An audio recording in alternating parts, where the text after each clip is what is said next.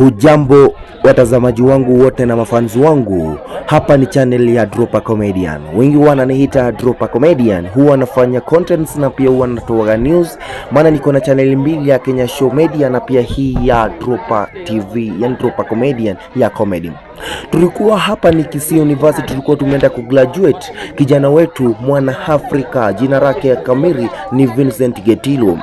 Basi hapa hivi vile mnavyotazama watazamaji wangu, hawa ni milioni ya watu walikuwa wamekuja kugraduate watoto wao.